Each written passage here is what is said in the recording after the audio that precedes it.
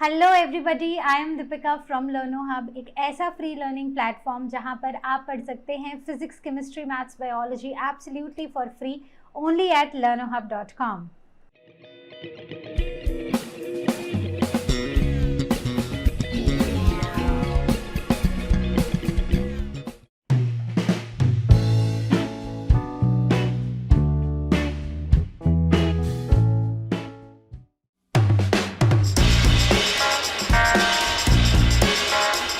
Now the question number 1 says briefly describe the structure of the brain। तो हमें brain के structure को briefly describe करना है। सबसे पहले है ब्रेन एक मेन कोऑर्डिनेटिंग सेंटर है, ठीक है। दूसरा, वो कंट्रोल करता है और मॉनिटर करता है हमारे हर एक ऑर्गन को। हमारी बॉडी के हर एक ऑर्गन को कौन मॉनिटर करता है? ब्रेन करता है। और and it is protected bye cranial meninges, ठीक है। तो ये बेसिकली ये जो क्रेनियल मेनिंजेस हैं ये हमारे ब्रेन को प्रोटेक्ट करती हैं, ठीक है। तो 3 लेयर्स में होती हैं, आउटर, मिडल एंड इनर, ठीक है। तो starting from outer it is called dura mater, ठीक है। फिर arachnoid and the inner most is called as pia mater. तो अगर मैं इसकी बात करूं, ब्रेन की बात करें हम, तो ब्रेन जो है ना वो 3 हिस्सों में डिवाइडेड होता है, ठीक है। इसके 3 हिस्से हैं। सबसे पहला है फोर ब्रेन, राइट। दूसरा है मिड ब्रेन और तीसरा जो है हमारा वो है हाइंड ब्रेन, ठीक है। तो फोर ब्रेन जो है वो फिर से 3 हिस्सों में डिवाइडेड होता है। फोर ब्रेन जो है वो हमारा मेन कोऑर्डिनेटिंग सेंटर है, वो हमारा वो एरिया है जो सोचता है, that is the thinking region, ठीक है। तो इसमें देखिए ये है हमारा फोर ब्रेन। तो फोर ब्रेन बना है सेरिब्रम का, थैलेमस का और हाइपोथैलेमस का। तो जो ब्रेन है हमारा उसका एक लार्जेस्ट पार्ट है and that is the cerebrum, ठीक है। So it is the largest part of the brain. उसके बाद आता है मिड ब्रेन। तो मिड ब्रेन की अगर बात की जाए, so this portion is called as mid brain. तो अगर आप ना फोर ब्रेन को देखो तो इसके जो सारे के सारे हिस्से हैं ना वो आगे की तरफ हैं, ठीक है। वो it is towards the front, ठीक है। तो सेरिब्रम भी आगे है, थैलेमस, हाइपोथैलेमस सब आगे है और यहाँ पर मिड ब्रेन है हमारा।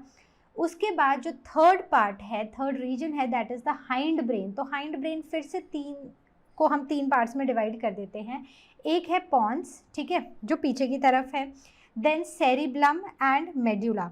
तो ये सारे के सारे जो हैं they are towards the back side, right. So since we are asked only to describe the structure of the brain, तो हम सिर्फ स्ट्रक्चर की ही बात करेंगे, ठीक है। तो जब भी आपको स्ट्रक्चर आए आप मेजर ये 2-3 लाइनें लिख के उसके बाद आप इसके पार्ट्स पे आ जाइए और पार्ट्स में कौन सा बड़ा है, कौन सा पार्ट छोटा है, कितने पार्ट्स हैं, वो फर्दर सब डिवाइडेड कैसे हैं, आप वो लिख के डायग्राम ज़रूर बनाइए। So that will fetch you full marks. अब आते हैं क्वेश्चन नंबर 2 पे। सो question number 2 is compare the following. सबसे पहले है central nervous system that is CNS and PNS that is peripheral nervous system. तो सेंट्रल नर्वस सिस्टम जो है वो हमारा ब्रेन, ठीक है, ब्रेन और स्पाइनल कॉर्ड से मिलके बना है। फिर आता है पेरिफेरल नर्वस सिस्टम। तो पेरिफेरल नर्वस सिस्टम हमारी नर्व्स से मिलकर बना है। तो कौन कौन सी नर्व्स? एक तो क्रेनियल नर्व्स और दूसरी स्पाइनल नर्व्स। फिर अगर हम सेंट्रल नर्वस सिस्टम की बात करें, सो द स्पाइनल कॉलम जो है इसका it is protected by vertebral column और ब्रेन जो है हमारा, brain is protected by skull. तो ये वाला जो हिस्सा है so it is protected by our skull, ठीक है। So this is quite hard portion, right. और अगर आप पेरिफेरल नर्वस सिस्टम में देखो तो उसमें आपको कोई भी कवरिंग्स या मेम्ब्रेन्स देखने को नहीं मिलेंगी। Then next is central nervous system. Central nervous system हमारी बॉडी का मेन कोऑर्डिनेटिंग सेंटर है। वहीं पर पेरिफेरल नर्वस सिस्टम की अगर हम बात करें तो पेरिफेरल नर्वस सिस्टम भी बहुत सारे काम करता है, लेकिन उसको जो सिग्नल आते हैं वो हमारे सेंट्रल नर्वस सिस्टम से आते हैं। So basically it sends signal to central nervous system and CNS sends responses to various organs. तो बेसिकली क्या होगा कि सिग्नल आएंगे कहाँ पर, वो सिग्नल भेजेगा सेंट्रल नर्वस सिस्टम को कि ऐसा हो रहा है भाई, ठीक है, और वहाँ से सिग्नल जो जाएगा वो बॉडी में जाएगा ताकि बॉडी जो है वो रिस्पॉन्ड करे। ठीक है, तो मतलब मेन काम क्या है कि बताना। ठीक है, तो बताएगा कौन कि करना क्या है, फाइनली वो बताएगा central nervous system. So that is the main coordinating centre. Now the B part, compare resting potential and action potential. ठीक है, रेस्टिंग पोटेंशियल मतलब हम यहाँ पर रेस्ट वाली स्टेज की बात कर रहे हैं। एक्शन पोटेंशियल मतलब अब जो है, अब एक वो जो एक पर्टिकुलर, अगर मैं इंसान की बात करूँ तो वो इंसान एक्शन में है। ठीक है, तो यहाँ पर रेस्टिंग पोटेंशियल की बात की जाए तो रेस्टिंग पोटेंशियल में जो पोटेंशियल डिफरेंस होता है, पोटेंशियल डिफरेंस जो होता है अक्रॉस द मेम्ब्रेन, वो रेस्टिंग फेज में होता है। ठीक है, वहीं पर potential difference across the membrane of the neuron is triggered, मतलब कि कोई सिग्नल भेजना है तो उस केस में न्यूरॉन को एक्टिवेट होना पड़ेगा, उसको ट्रिगर होना पड़ेगा, तभी एक्शन भेजा जाएगा, तभी सिग्नल भेजा जाएगा। ठीक है, तभी इम्पल्स जनरेट होगी। So in this case neuron is triggered, और इस केस में ये जो न्यूरॉन है ये एक रेस्टिंग फेज में होता है। The next one is resting potential. तो रेस्टिंग पोटेंशियल में अगर ये हमारा एक न्यूरॉन है, ठीक है, तो रेस्टिंग पोटेंशियल में क्या होता है कि न्यूरॉन की बाहर वाली साइड को, ये है बाहर वाली साइड, ये क्या होती है, ये होती है पॉजिटिवली चार्ज, और अंदर वाली साइड नेगेटिवली चार्ज होती है। ठीक है, लेकिन जब हमारा न्यूरॉन एक्शन में आता है, जब इम्पल्स आती है, तो क्या होता है, इसका एग्जैक्टली ऑपोजिट हो जाता है। जो पॉजिटिव आयंस हैं वो अंदर की तरफ मूव करने लग जाते हैं, और अंदर वाली साइड पॉजिटिवली चार्ज हो जाती है और बाहर वाली नेगेटिवली चार्ज हो जाती है। ठीक है, सो आई होप ये दोनों डिफरेंस समझ आए हैं। उसके बाद यहाँ पर हो क्या रहा है, ये जो पंपिंग हो रही है, इसके लिए सोडियम पोटेशियम एटीपेज पंप जो हैं वो एक्टिवेट होते हैं, और वो सोडियम आयंस को न्यूरॉन के बाहर भेज देते हैं। ठीक है, so it sends sodium ions outside the neuron, इसीलिए बाहर पॉजिटिव हो जाता है। लेकिन जैसे ही न्यूरॉन एक्शन में आता है, ये जो सोडियम आयंस हैं ये अंदर को भेज दिए जाते हैं by the same pump sodium potassium ATPase, जिसकी वजह से जो अंदर वाली साइड है वो पॉजिटिवली चार्ज हो जाती है और बाहर वाली नेगेटिवली चार्ज हो जाती है। ठीक है, तो सिंपल था ना डिफरेंस समझना। Let us start with question number 3. So the question number 3 says explain the following processes. A है polarization of the membrane of nerve fiber. ठीक है, तो ये जो मेम्ब्रेन है ना नर्व फाइबर की, इसके पोलराइजेशन कैसे होती है, तो उस प्रोसेस को एक्सप्लेन करना है। तो सबसे पहले हम एक जो डीपोलराइज्ड मेम्ब्रेन होती है, मतलब एक ऐसी मेम्ब्रेन जब पॉजिटिव चार्ज जो है वो अंदर की तरफ ज़्यादा होता है as compare to outside the membrane. ठीक है, तो वो जो मेम्ब्रेन है जब वो पोलराइज होना शुरू होती है तो क्या होता है, तो यहाँ से यहाँ पर एक पंप होता है। ठीक है, हमने अभी बात की थी उसके बारे में। So we call it as sodium potassium pump. ठीक है, तो उसको हम सोडियम पोटेशियम पंप बोलते हैं। अब ये वो पंप है जो आयंस का मूवमेंट जो है उसको रेगुलेट करता है। ठीक है, तो जैसे ही हमारा जो नर्व फाइबर है ना वो पोलराइज होना शुरू होगा तो क्या होगा कि बाहर से जो हमारे क्या है पोटेशियम है, ठीक है, जो पोटेशियम आयंस है ना वो अंदर की तरफ को मूव होना शुरू हो जाएंगे। ठीक है, सो पोटेशियम आयन बेसिकली अंदर की तरफ को आना शुरू हो जाएंगे और बाहर की तरफ को सोडियम आयन आना शुरू हो जाएंगे। तो जब हमारी मेम्ब्रेन पोलराइज्ड है तब क्या होगा, तब बाहर वाली साइड जो है, जो ये नर्व फाइबर का आउटर साइड है ना, so that is positively charged and the inner side is negatively charged. So this is called as the polarization of the membrane, and this all happens due to this sodium potassium pump that to actively मतलब कि यहाँ पर ATP का use हो रहा है। ठीक है, so I hope this is clear. तो अब यहाँ भी अगर हम देखें तो ये हमारी एक डीपोलराइज्ड मेम्ब्रेन थी। ठीक है, तो यहाँ पर क्या होना शुरू हो गया, यहाँ पर धीरे धीरे जो हमारे आयंस हैं ना उनकी मूवमेंट शुरू हो गई।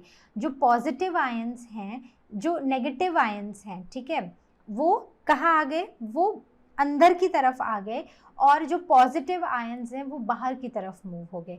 सो this is the polarisation of membrane. Now the B part is depolarisation of membrane of a nerve fibre. तो जैसे कि हमने पोलराइजेशन डिस्कस किया, बस उसका ऑपोजिट ही है, ठीक है। तो पोलराइजेशन में क्या हो रहा था कि एक जो डीपोलराइज्ड मेम्ब्रेन थी वो पोलराइज हो रही थी, तो दो के पॉजिटिव आयंस अंदर की तरफ मूव कर रहे थे मेम्ब्रेन के अंदर की तरफ, and in turn 3 sodium ions बाहर की तरफ को मूव कर रहे थे, ठीक है। तो ऐसा ही पढ़ा था हमने। अब डीपोलराइजेशन में क्या होता है, मतलब कि पोलराइजेशन में जो हो रहा है एग्जैक्टली उसका ऑपोजिट जो है वो हमें डीपोलराइज स्टेट में देखने को मिलेगा। तो जैसे हमने डिफरेंस पढ़ा था रेस्टिंग पोटेंशियल और एक्शन पोटेंशियल, तो यहाँ पर जो हमारा नर्व फाइबर है वो एक्शन में है, मतलब अब इम्पल्स आ चुकी है, अब उसको काम करना है, अब उसको सिग्नल भेजना है।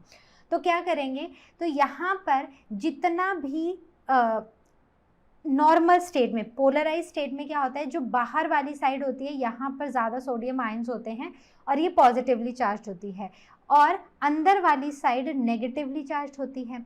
अब होता क्या है कि यहाँ से पॉजिटिव आयंस अंदर की तरफ को मूव करने लग जाते हैं और नेगेटिव आयंस बाहर की तरफ को मूव करने लग जाते हैं।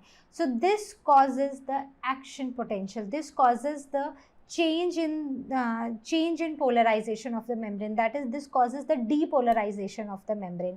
तो अब जब हमारी मेम्ब्रेन अंदर से पॉजिटिवली चार्ज है और बाहर से नेगेटिवली चार्ज है, so this is the depolarised state of the membrane. तो यहाँ भी यही हो रहा है, ठीक है। तो जो पॉजिटिव आयंस थे, ठीक है, तो यहाँ पर क्या था, जो पॉजिटिव आयंस थे वो बाहर हैं और नेगेटिव आयंस अंदर की तरफ है, ठीक है। So this leads to what, तो ये वाली कौन सी स्टेट है हमारी, so this is a polarised state, ठीक है। तो यहाँ पर क्या होगा, यहाँ पर अब रिवर्स हो जाएगी कंडीशन, अब पॉजिटिव आयंस अंदर आ जाएंगे और नेगेटिव आयंस जो हैं वो बाहर की तरफ को मूव करना शुरू हो जाएंगे। So this is the depolarisation. Now the next part, that is the part C, is the transmission of nerve impulse across a chemical synapse, ठीक है। तो हमें पता है कि हमारी बॉडी में न्यूरॉन्स हैं, बड़े सारे न्यूरॉन्स हैं और वो एक के बाद ना एक कनेक्टेड है। तो अगर ये मेरा एक न्यूरॉन है, ठीक है, ये इसका हेड वाला पोर्शन है जिसे हम सेल बॉडी बोलते हैं, ठीक है, ये साइटोन है, ये अंदर एक न्यूक्लियस है, ये एक लॉन्ग एक्सॉन है और फिर यहाँ पर हमें एक्सॉन की टर्मिनल्स देखने को मिलती हैं, ठीक है। तो ये एक न्यूरॉन जहाँ पर ख़त्म होता है वहीं पर बहुत पास से शुरू होता है दूसरा न्यूरॉन।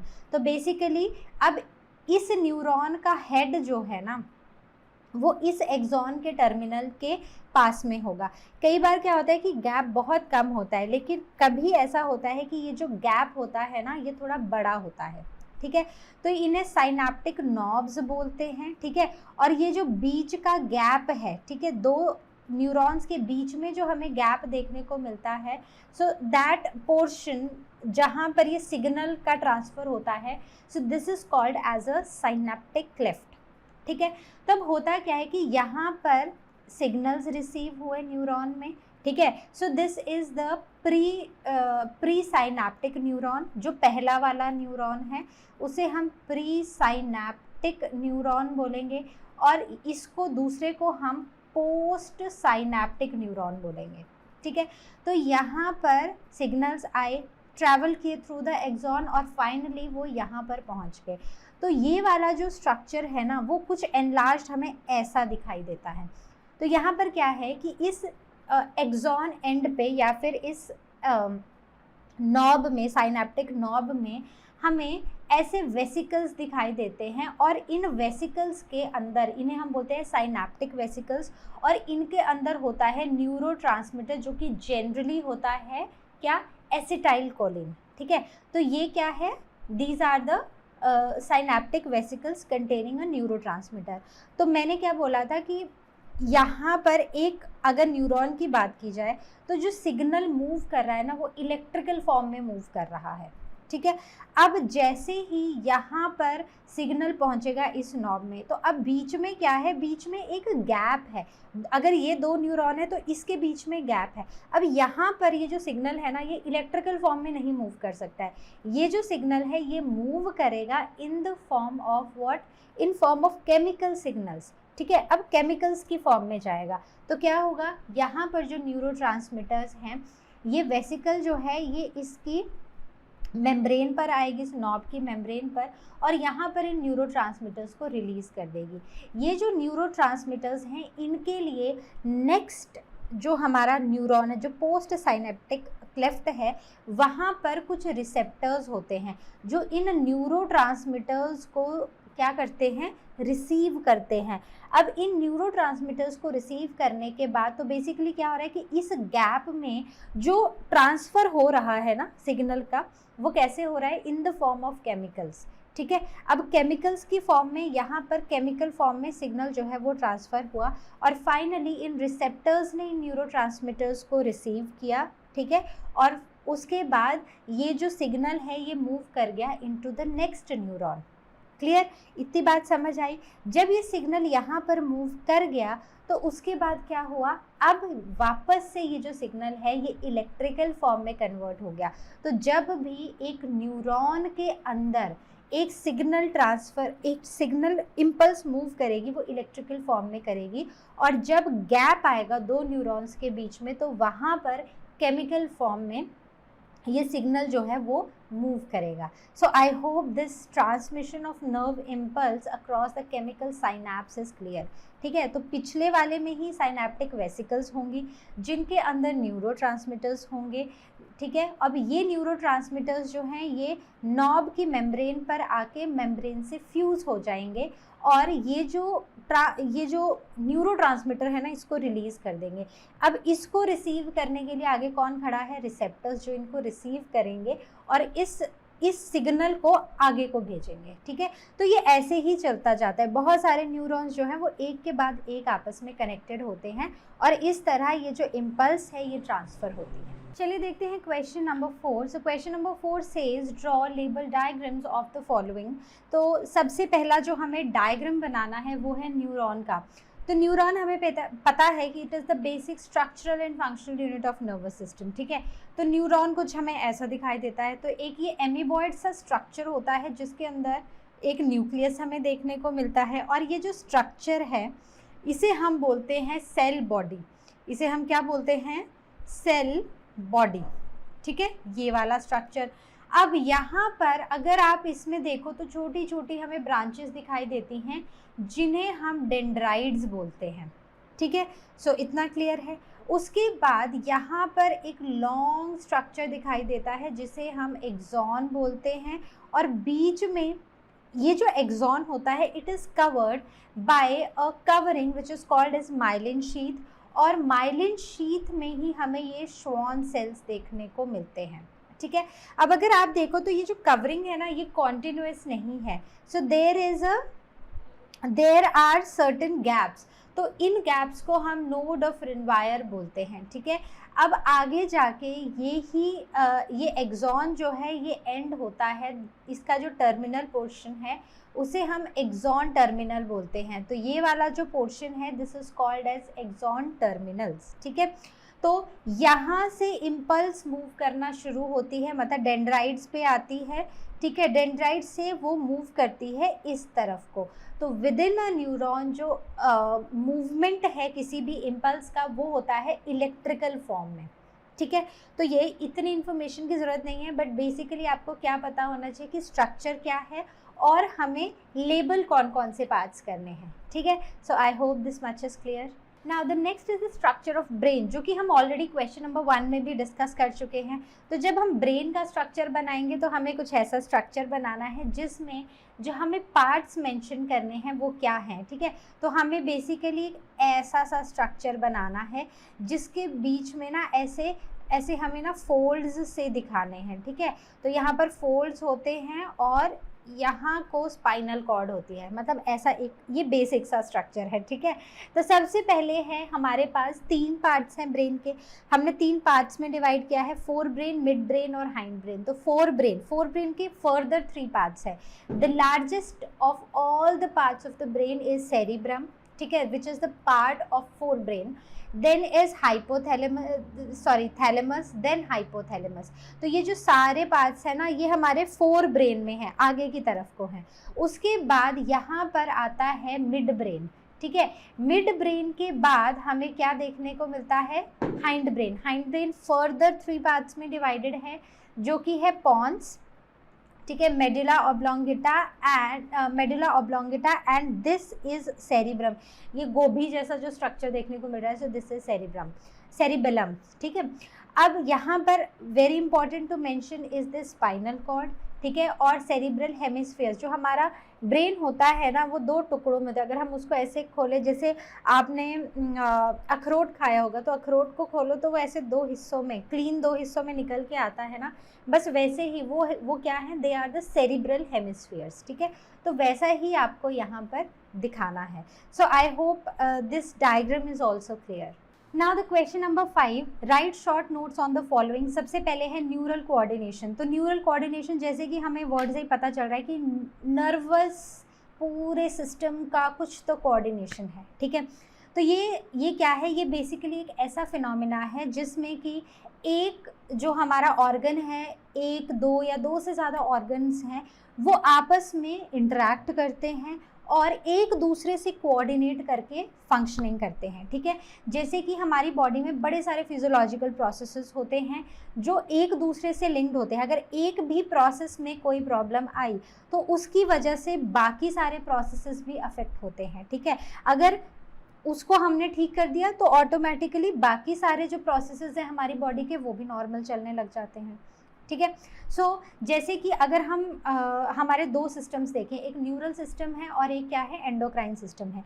तो ये दोनों ना एक साथ रिस्पॉन्सिबल हैं हमारी बॉडी की कोऑर्डिनेशन में, और जो भी हम काम करते हैं, एक्टिविटीज़ करते हैं, एक्शंस करते हैं, उनकी इंटीग्रेशन में, ठीक है। तो इन दोनों सिस्टम्स की वजह से, नर्वस और एंडोक्राइन सिस्टम की वजह से, हमारी बॉडी जो है वो एक कोऑर्डिनेटेड वे में काम करती है और एक सिंक में है हमारी बॉडी, ठीक है। अगर किसी भी तरह से किसी भी हार्मोन में कोई प्रॉब्लम आती है, ज़्यादा है, कम है, या हमारे कहीं पर भी हमारे नर्वस सिस्टम में प्रॉब्लम आती है, तो उसकी वजह से ये जो सारा का सारा काम है ना, बॉडी का जो फंक्शनिंग है ना, उसमें कहीं ना कहीं हमें इम्बैलेंस दिखना शुरू हो जाएगा, ठीक है। ऐसे तो हमें पता चलता है ना कि कोई इंसान बीमार है या कुछ प्रॉब्लम है या बॉडी में कोई प्रॉब्लम है।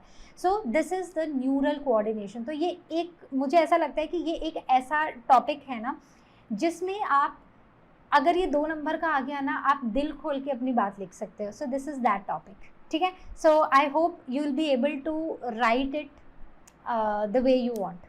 Now the B part is write short note on fore brain. तो फोर ब्रेन हमने पढ़ा है, फोर ब्रेन हमारे आगे वाला हिस्सा है दिमाग का, ठीक है।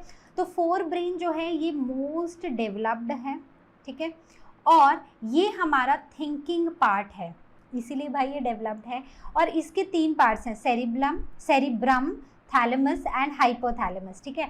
तो सेरिब्रम जो है वो लार्जेस्ट पार्ट है हमारे ब्रेन का, जिसका वेट जो है वो पूरे ब्रेन का, अगर हम वेट ले लें तो 4/5 जो वेट है ना ब्रेन का, वो सेरिब्रम की वजह से है, ठीक है।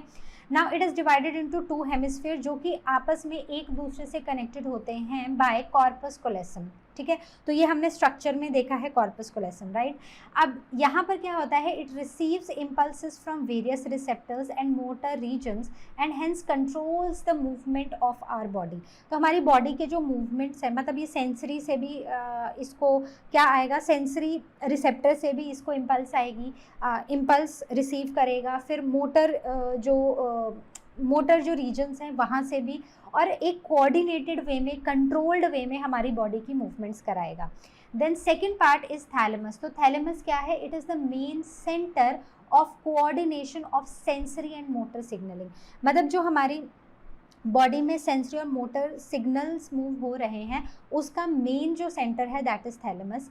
देन हाइपोथैलेमस, हाइपोथैलेमस थैलेमस के नीचे होता है और इसका काम है हमारे बॉडी के टेम्परेचर को रेगुलेट करना, हमारी बॉडी में जो अर्ज है टू ईट टू ड्रिंक वो सारी, और ये क्या करता है, ये कुछ हॉर्मोन्स भी सिक्रीट करता है जो कि पिट्यूटरी ग्लैंड के फंक्शनिंग, पिट्यूटरी ग्लैंड को एक्चुअली डायरेक्ट करता है कि अब हमारी बॉडी को किस चीज़ की ज़रूरत है और अब हमें क्या करना है।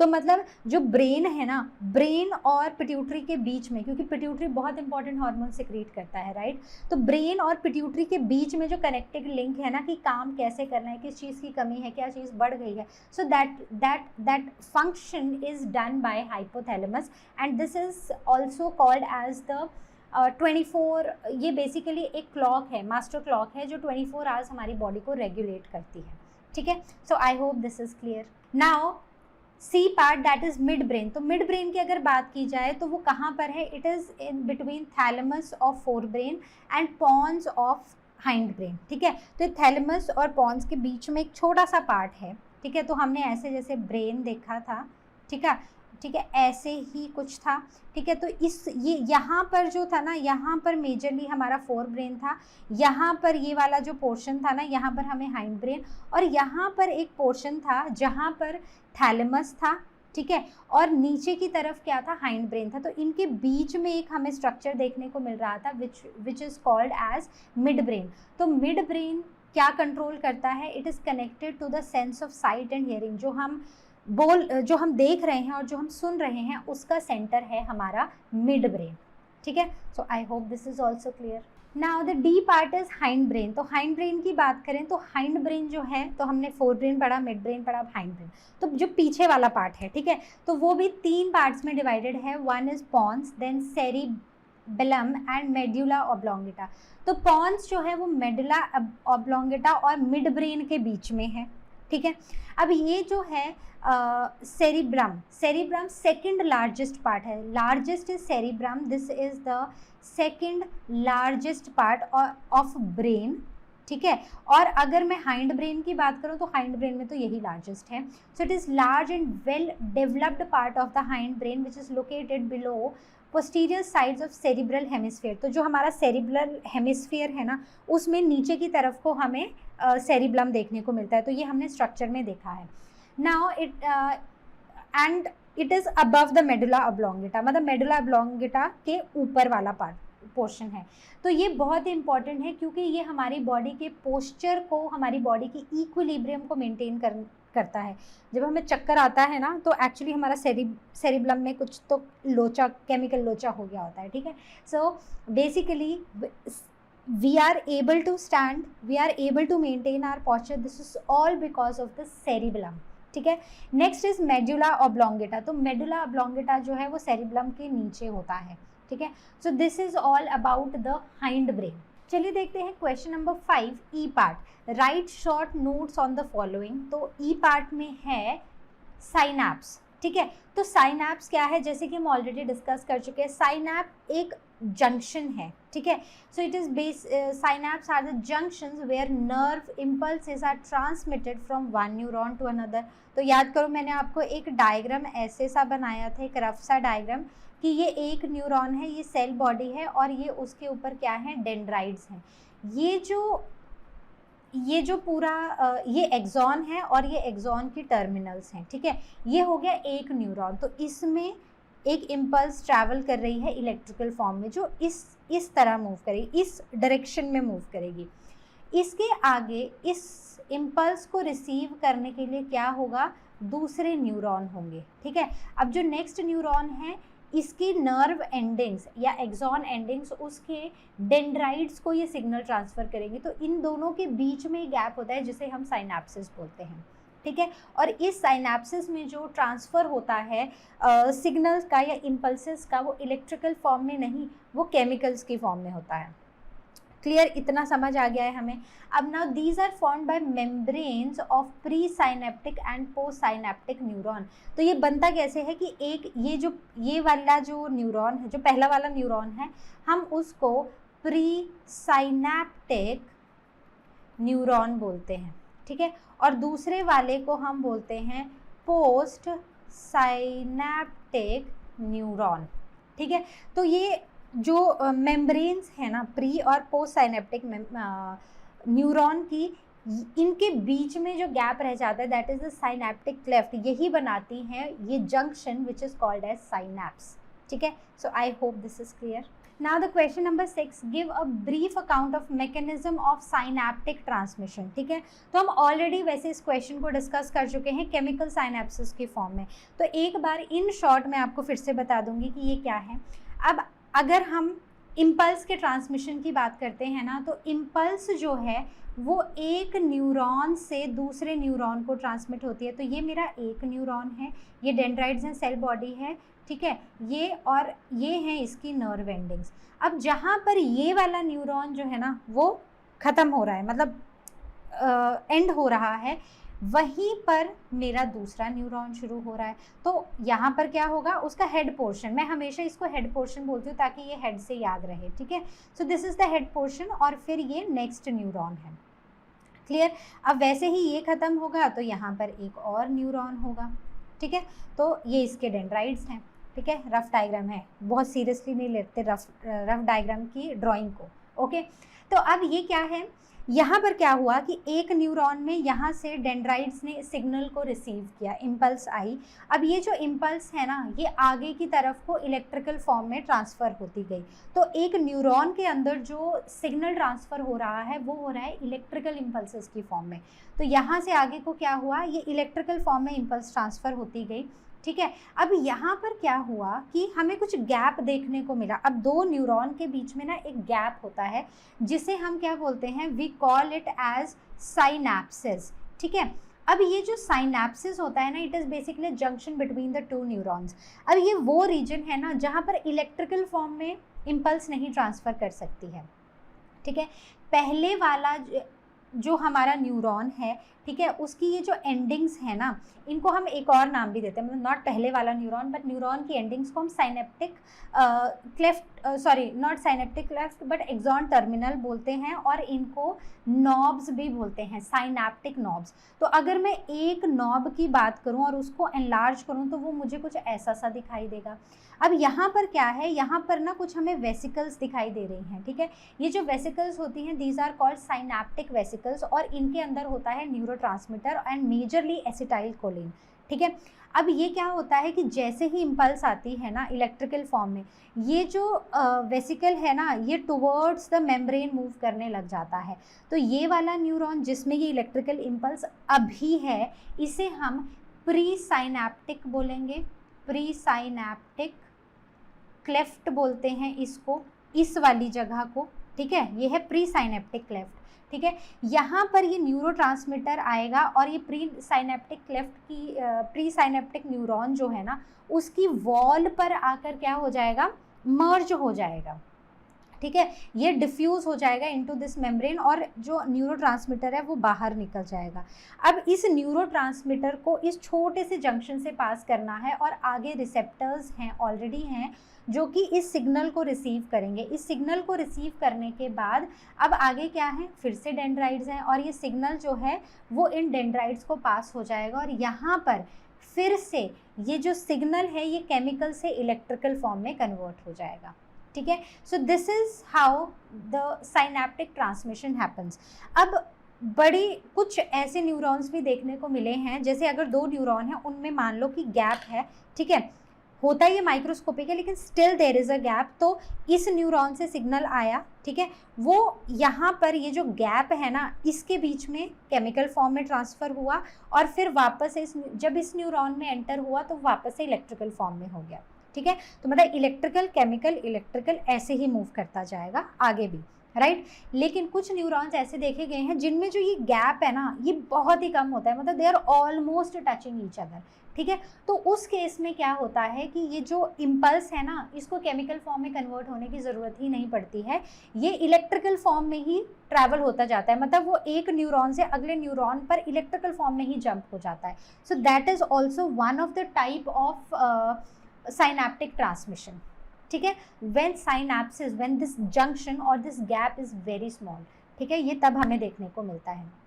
सो आई होप वो वाला क्वेश्चन फिर से रिवाइज हो गया होगा. Now the question number 7, explain the role of sodium ion in the generation of action potential. तो सोडियम आयन का क्या रोल है एक्शन पोटेंशियल को जनरेट करने में.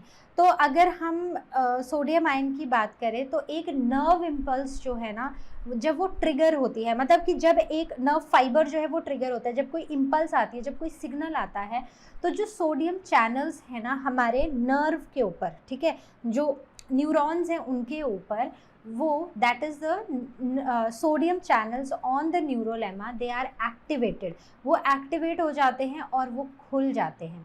अब क्या होगा, अब सोडियम आयंस जो है ना वो डिफ्यूज़ हो जाते हैं इंट्रासेलुलर फ्लूइड्स में, ठीक है. तो सोडियम आयंस मेम्ब्रेन से डिफ्यूज़ हो जाते हैं इंट्रासेलुलर फ्लूइड में, ठीक है, जिसकी वजह से एक इलेक्ट्रोकेमिकल ग्रेडियंट डेवलप होता है.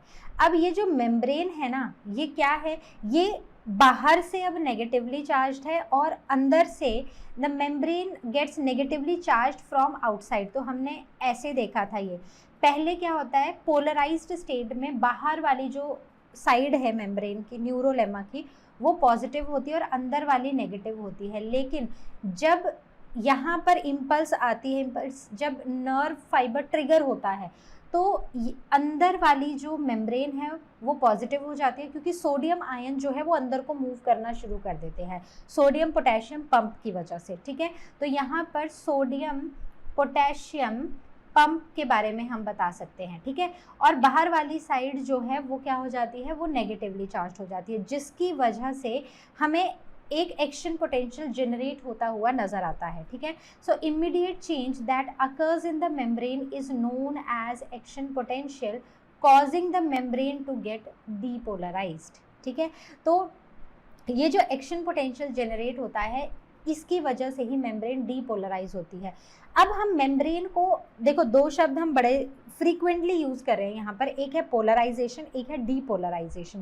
तो अगर मैं पोलराइजेशन की बात करूँ तो पोलराइजेशन का मतलब क्या है कि जब हमारी न्यूरोलेमा बाहर से पॉजिटिवली चार्ज है और अंदर से नेगेटिवली चार्ज है, तो मतलब ये रेस्टिंग स्टेट में, ये बिल्कुल आराम कर रही है. So this is the polarised state. जब ये पूरा का पूरा जो चार्जेस है ना, ये रिवर्स हो जाते हैं. जब अंदर वाली साइड पॉजिटिव हो जाती है और बाहर वाली नेगेटिव हो जाती है, मतलब कि कोई इम्पल्स आई है, अब हमारा नर्व फाइबर ट्रिगर हुआ है और अब क्या होने लगा है, अब यहाँ पर आयंस जो है ना वो रिवर्स हो गए हैं. सोडियम अंदर आ गया है, पोटेशियम बाहर चला गया है, ठीक है. So this is the depolarised state. Clear. So I hope आपको ये समझ आ गया होगा. Now the question number 8, differentiate between A myelinated axon and B is non myelinated axon. तो मतलब एक ऐसा एक्सॉन है जिसके ऊपर माइलिन शीथ है और एक एक्सॉन है जिसके ऊपर माइलिन शीथ है ही नहीं, ठीक है. So myelin sheath is present and myelin sheath is absent. बहुत ही क्लियर. अब देखो, माइलिन शीथ जहाँ पर प्रेजेंट है, ये मेरा एक एक्सॉन है. अगर इसके ऊपर माइलिन शीथ प्रेजेंट है तो वो हमेशा ऐसे होती है, ठीक है, कॉन्टिन्यूस तो होती नहीं है. तो इसकी वजह से यहाँ पर क्या देखने को हमें मिलता है, यहाँ पर गैप्स देखने को मिलते हैं जिन्हें हम नोड ऑफ रेनवायर बोलते हैं, ठीक है. तो इसका मतलब कि जो माइलिनेटेड एक्सॉन है वहाँ पर हमें नोड ऑफ रेनवायर देखने को मिलेंगे और नॉन माइलिनेटेड में नहीं देखने को मिलेंगे.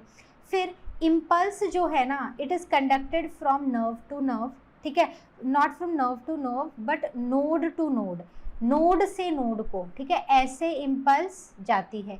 लेकिन वहीं पर अगर हम इम्पल्स कंडक्शन की बात करें यहाँ पर, तो यहाँ पर क्या है, यहाँ पर जो इम्पल्स है ना, क्योंकि यहाँ पर कोई ब्रेक्स, कोई गैप्स नहीं है, तो यहाँ पर बहुत ही स्मूथ तरीके से इम्पल्स जो है वो मूव करती है. नेक्स्ट इज़, अगर मैं इसकी बात करूँ तो यहाँ पर ऐसे जंप कर करके ना जो कंडक्शन की स्पीड है ना वो फास्टर होती है, बहुत फास्ट होती है. लेकिन in case of non myelinated axon ये जो कंडक्शन की स्पीड है ये काफ़ी ज़्यादा स्लो देखने को मिलती है, ठीक है. So I hope this is clear. Now coming on to the next, that is differentiate between dendrites and axons. तो अगर मैं डेंड्राइड्स और एक्सॉन्स के डिफरेंस की बात करूँ तो बड़ा ही सिंपल है.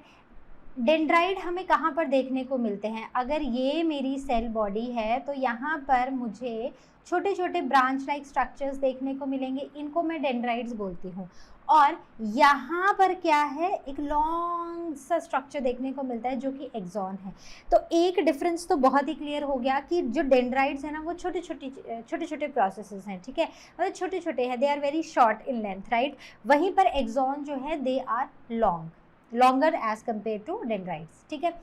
नेक्स्ट इज डेंड्राइट की अगर मैं बात करूँ तो डेंड्राइट क्या कर रहा है, यहाँ से सिग्नल ले रहा है, इम्पल्स ले रहा है और उसको सेल बॉडी की तरफ लेकर जा रहा है, इस वाले स्ट्रक्चर की तरफ, ठीक है। दूसरा, ये जो एक्सॉन है वो इस इम्पल्स को इस सेल बॉडी से दूर लेके जा रहा है, बड़ा ही सिंपल डिफरेंस रहा है, ठीक है। उसके बाद अगर आप डेंड्राइट की बात करो तो ये ना हमेशा आपको ऐसे ना ब्रांच्ड ही दिखाई देंगे, बट एक्सॉन अगर आप देखो ना, एक न्यूरॉन में एक्सॉन जो है वो बहुत ही रेयरली आपको ब्रांच्ड दिखाई देगा, ठीक है, लेकिन डेंड्राइट्स हमेशा ही ब्रांच्ड दिखाई देंगे।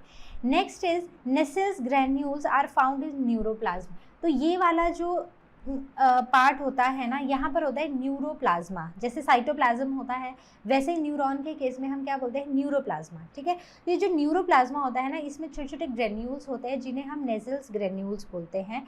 वहीं पर अगर मैं एक्सॉन की बात करूँ तो ये जो नेजल्स ग्रेन्यूल्स होते हैं ना, ये एब्सेंट होते हैं, ये हमें एक्सॉन के केस में, एक्सॉन के साइटोप्लाज्म में देखने को नहीं मिलते हैं। Clear? Coming on to the next, that is the difference between thalamus and hypothalamus. तो अगर थैलेमस और हाइपोथैलेमस की बात करें so both of them they are the part of the fourth brain. तो थैलेमस जो होता है वो किसका बना होता है, ग्रे मैटर का, ठीक है। तो ग्रे मैटर क्या है, एक टिश्यू है जो ब्रेन में प्रेजेंट होता है।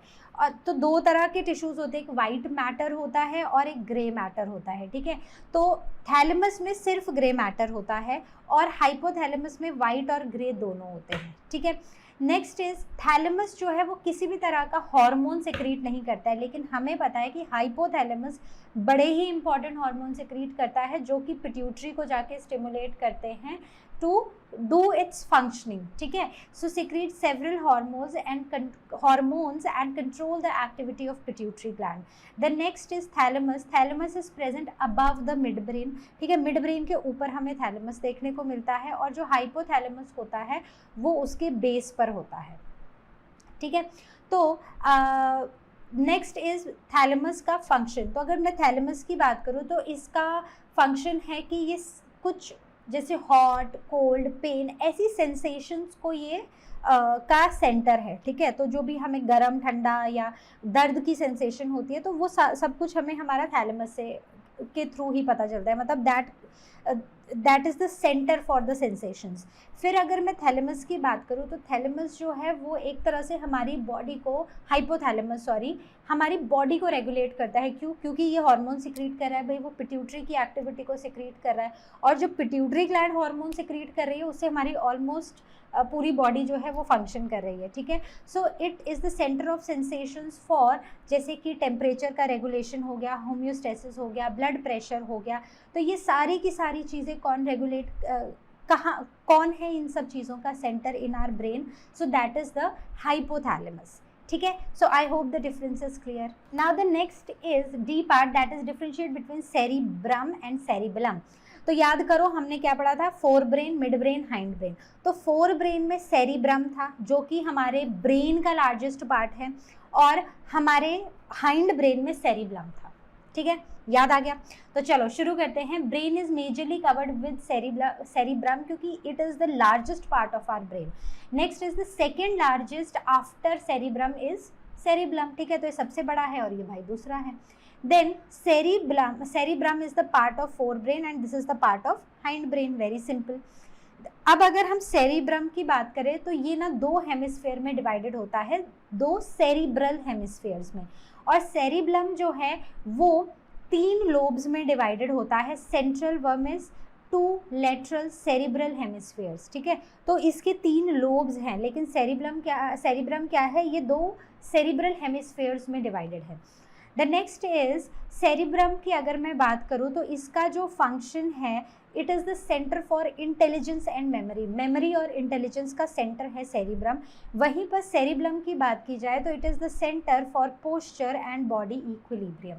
ठीक है, so I hope this is clear. Now the question number 9. So question number 9, answer the following, which part of human brain is the most developed.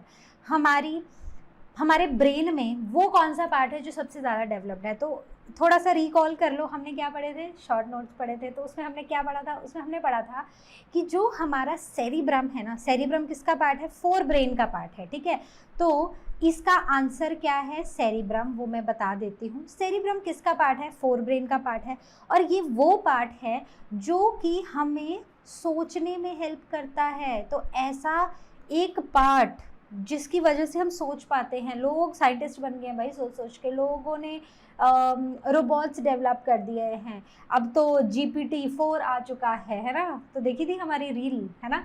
तो वो सारी चीज़ें जो हैं वो कौन हैंडल कर रहा है? सो ये जो थिंकिंग वाला रीजन है, सोचना है, समझना है, ये हो रहा है through our cerebrum. So it is the most developed part of our brain. The next is which part of our central neural system acts as a master clock.